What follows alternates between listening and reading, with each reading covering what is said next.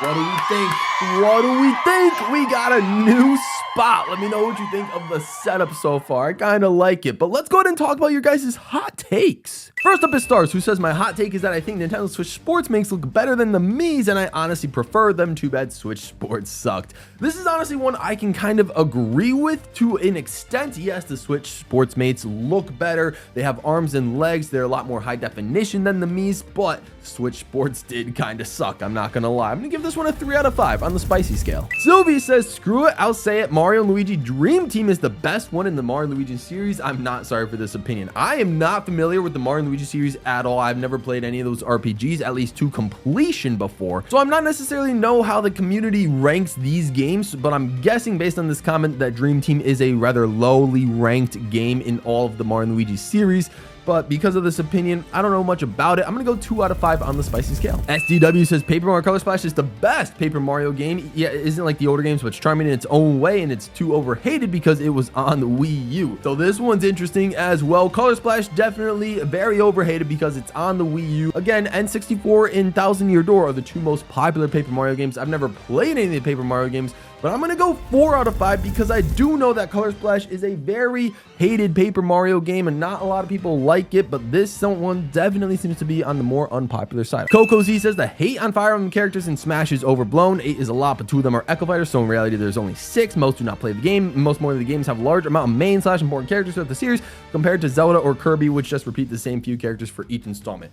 Now, the reason I would slightly disagree with this one is just because if you're gonna show Smash Brothers to a casual, a lot of the Fire Emblem characters, while they might play a little bit differently from each other, embody the same type of character, the same archetypes, which is more of an anime protagonist character that wields a sword or some weapon, but most of the time it is a sword. When someone is looking at the character select screen, they're not going to necessarily know the difference between any of the Fire Emblem characters, and because of that, they just look less appealing to play as compared to other more colorful characters. Not discrediting the Fire Emblem characters for how technically and fun they are to play in the game, but they're just not going to be appealing based on the judging a character or book by its cover in this scenario. I'm going 4 out of 5 on the spicy scale. Meowth says 3D World is one of the best games in the entire Mario series, even better than 64 and Sunshine. I honestly don't think a lot of people in this generation that's either my age or people younger than me disagree with you that much. 3D World definitely surpasses Sunshine for me. It's a lot more fun in my opinion. Sunshine is just too much of a brutal grind.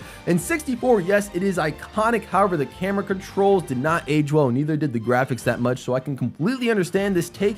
I'm only going to go 2 out of 5 on the spicy scale because I feel like a lot of people would agree with you with this. Windus said Mario Sports Mix is the best Mario Sports game to ever exist. Wow, this is very relevant to last week's video where I did a Mario Sports games tier list. I wouldn't say it's the best game to ever exist, but it is one of the better ones in my opinion. It was a very innovative idea for sports in one game. I'm going to go 3 out of 10 on the spicy scale. Mario Party 9 and 10 are overhated and need more respect. Period. Mario Party 9, I mean, I guess I could kind of understand. I mean, they introduced the car mechanics, so it was the game where you wanted to give it a chance for being different, for trying to innovate, but in my opinion, it just didn't work. It's really not my cup of tea, not my favorite type of game. Mario Party 9 might have been fun with like the board designs, but 10 really brought it down for me. So I'm gonna go 5 out of 5. This is a spicy take. Hello, this is Red, says Mario Party 8 is the best Mario Party for variety characters and mini games. I would say it's the best one on the Wii. I love Mario Party 8. It's pretty nostalgic for me. It's got Blooper and Hammer Brother for characters,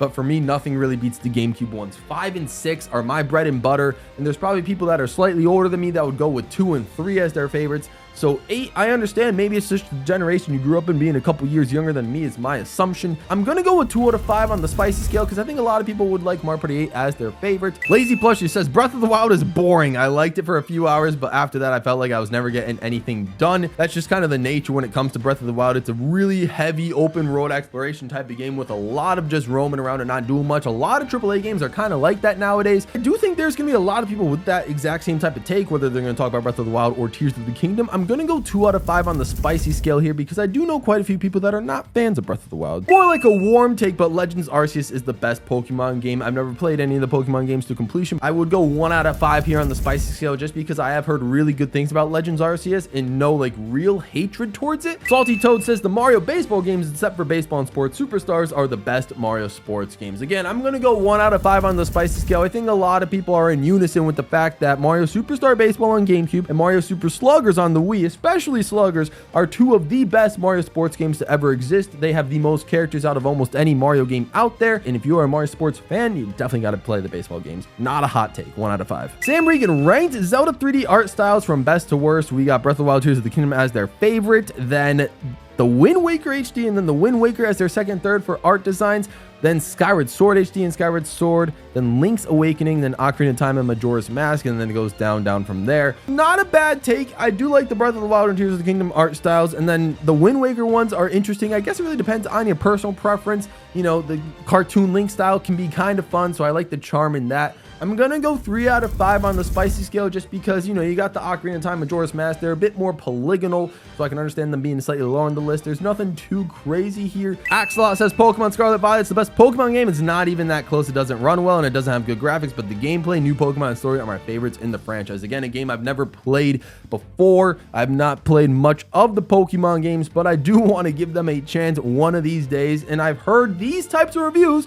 from Scarlet Violet. A lot of polarizing reviews. That's the type of game Scarlet Violet seems to be, very polarizing. Some people love it, some people do not love it at all. I'm gonna go 3 out of 5 on the spiciness take. Bobble says a lot of people say Zelda and Smash should have a new rep, and I agree. They say it should be Midna, Skull Kid, or Impa, but I think it should be Bokoblin. Represents several eras of games, also moveset, very iconic, and incredible animation work and personality. And that is a relatively hot take. I'm gonna go 4 out of 5 on the spicy scale. I do think Zelda could benefit from an additional rep. They could really use a new rep in Smash Brothers. I don't know when or if that's ever gonna happen. Driggs the Monster says, I don't think Mario and Luigi Paper Jam is that bad. I didn't think it was that bad either, though. Then again, never played it. I don't know. But if you're just looking for a fun game to play in general, Paper Jam seems to be fun. Let's go 3 out of 5 spicy. Luigi says, I think Mario Sunshine is my least favorite 3D Mario game. That's honestly not a hot take whatsoever. I think that's a lot of people's least favorite 3D Mario game. 1 out of 5 on the spicy scale. HP says, I feel Wave 6 should be better. The Acorn Cup's 2 middle tracks are in the middle, and Daisy Circuit should be renamed to Daisy Sanctum with a going backwards mechanic in the track.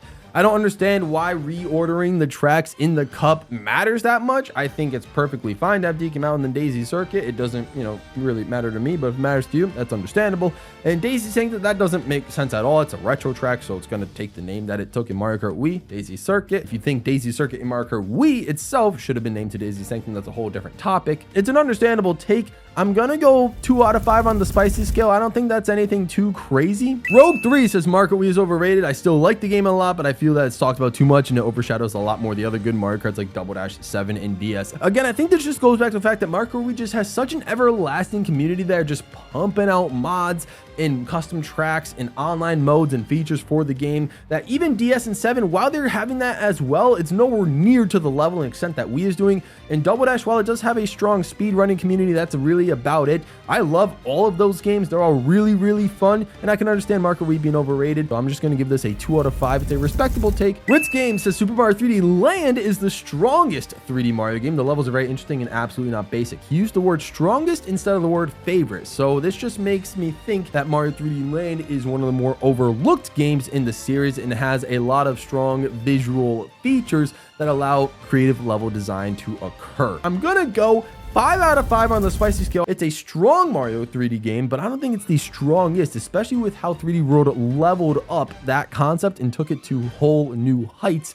But I gotta respect the take. Jimmy Bro says the Wii U had better games than the Wii. I honestly don't think that's a spicy take at all. The Wii U had fantastic games. Mario Kart 8, Smash Bros. For Wii U, Donkey Kong Country Tropical Freeze, Yoshi's Woolly World, Mario Maker 1. There's just a lot. I'm just talking about the Mario games. I mean, there's other games on the Wii U too that are phenomenal, but the Wii had Mario Galaxy 1 and 2, Mario Kart Wii, and then what else? Donkey Kong Country Returns, maybe Twilight Princess, but that was also a GameCube game, Skyward Sword. The Wii U, again, I just think had better games. I agree. I'm going to go 2 out of 5 here on this take.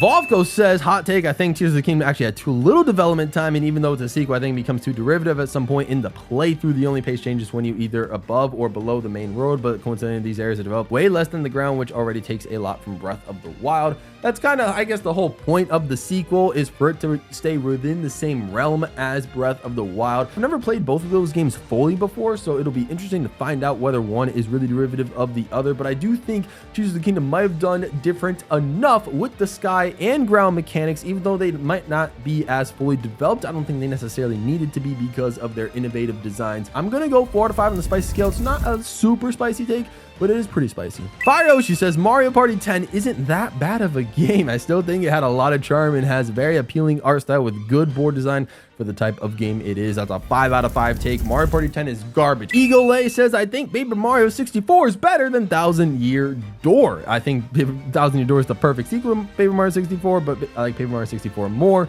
probably due to nostalgia. That's completely understandable. Paper Mario 64 is a very beloved game, as well as Thousand Year Door. There's nothing wrong with either of them, at least as far as I have heard. I don't blame you for thinking that Paper Mario 64 is a better game. I'm gonna go 3 out of 5 on the spicy scale. Nothing too crazy. J Bear says, I think currently Digimon and Yokai Watch are just better than Pokemon. Pokemon's graphic designs and story don't have the same impact as their older games are, such as Black and White, and the bugs in the game just don't help with matters either. Yada, yada, yada. The Digimon is holding strong. Okay. Yokai Watch is a game that isn't out for the world to see. The games are incredible to watch and probably best comparable to Legends Arceus. This is an interesting take. I think I might go 4 out of 5 on this one just because I haven't heard many people talk about Digimon or Yokai Watch in comparison to Pokemon. Obviously, Pokemon, they can pretty much coast now. They can do their thing. They've made so much money off of merchandise. You do got alternatives such as Digimon and Yokai Watch trying to break out from their own shadow from Pokemon and just trying to make a name for themselves. But I do think this is a strong take. 4 out of 5. Let me know what you guys think in the comments below. JG says Mario and Sonic London 2012 is the best Mario sports game ever, and it's not even close. Whoa. Not only is Mario and Sonic London 2012 not one of the best Mario sports games of all time, it is, in my opinion, the worst of all of the Mario and Sonic games. Now, maybe this is just me, and I don't remember much of what 2012 had to offer. But that's because I'd spent so much time playing Beijing 2008 and Vancouver 2010. Nothing beats the originals, and the new ones are so innovative. This one, I think, just got caught in the middle. I'm going 4 out of 5 spicy. Boss Guy says the Mario Galaxy games are easily the weakest 3D Marios, including 3D Land and World. The soundtrack is incredible, but they're the only games without fun or satisfying movement, and that's what makes a 3D Mario for me. That's a 5 out of 5 take. I love the Galaxy games. I took one spring, I think it was during the pandemic in 2020, that I just sat down and played all of the 3D Marios, including the Galaxies, and man, the Galaxy games were so fun, especially Galaxy 2. But come on, the Galaxy games are incredible. Ultra Game Boy says Smash Tour from Smash 4 wasn't that bad. A little bit of a rhyming scheme there. I'm going to go 4 out of 5 spicy just because I didn't like it that much. It just felt like a weakened party mode. Why play Smash Tour when you could just play standard Smash and online Smash? Like, you can just, or even listen to the music. I'd rather do that than play Smash Tour. I'm sorry. Sagashi Industry says Zelda and good 3D game don't belong in the same paragraph. Never mind the same sentence. If you're throwing Ocarina of Time and Majora's Mask in there, all right, you know what? That's a 5 out of 5. I don't even have to explain myself any further. 5 out of 5. Typhlo Cube. 2D Zelda has always clicked more with me than 3D Zelda. The only ones I played as much were Wind Waker, Breath of the Wild, and Tears of the Kingdom. And then also the Tales series is better than the Final Fantasy series. That's crazy. I don't want to show Jesse that comment. I mean, I think he likes the Tales series as well, but Final Fantasy, ooh, that's his favorite series. But also, yeah, the 2D Zelda games, I mean, there's not a lot of them, but you know what? I'm going to go like 4 to 5 spicy scale for both of them combined. Why not? Yoshi Gaming struggled to come up with anything else, so I guess I got another 8 Deluxe hot take. Peachette was an acceptable addition to Market 8 Deluxe, one of the best clone character additions since the Wii era at the very least. That's a pretty spicy take. I'm going 4 out of 5 on that one. Not fully spicy just because, you know, it's only about one character from Market 8 Deluxe. That's nothing too crazy. Peachette makes sense. She was a simple character to make. Why not add her into the game? Nintendo, the Mario Wonder bosses are excruciatingly overhated, and I personally really like them. You were just facing Bowser Jr., but I personally liked facing Bowser Jr. in the other different environments that there were throughout the worlds of the game. So you had Bowser towards the end as well. It wasn't memorable. That's my take. It wasn't memorable. There wasn't nothing that I really grasped from it, except there were different, you know, variations. You got like ice and mud and like water stuff for facing Bowser Jr. in different scenarios. Nothing wrong with that, but still a 3 out of 5 spiciness. Sam Fitzgerald says Marker 7's the Wars marker art. It looks really bad, and has no originality, and has a tiny roster. Market Wii is way better. I'm gonna go 2 out of 5 because I think there will be more people than you think that believe Marker 7 is the worst, especially being sandwiched between two of the grades, and technically three of the grades if you count DS, and then double that. Wow, that Marker 7 is a weak marker addition, in my opinion, compared to the other one. There's no single player mode, so 7 is really just down in the dumps. Bumblebee says the new remix of Delfino Plaza is one of the few bad remixes in Smash Ultimate. Bonus Take Music Park is a better name than Melody Motorway. I'm going like 5 out of 5 spiciness on that last take alone, the bonus take. Delfino Plaza was always never like anything too crazy of a soundtrack for me personally. I'm going to combine them, give you a 4 out of 5 spiciness scale. NASCAR says DK Summit is the best track in Marketed Deluxe. Not too spicy if you take in my opinion. I think there are people that like it. I know there's also a lot of people that don't like it. I personally think it's fine.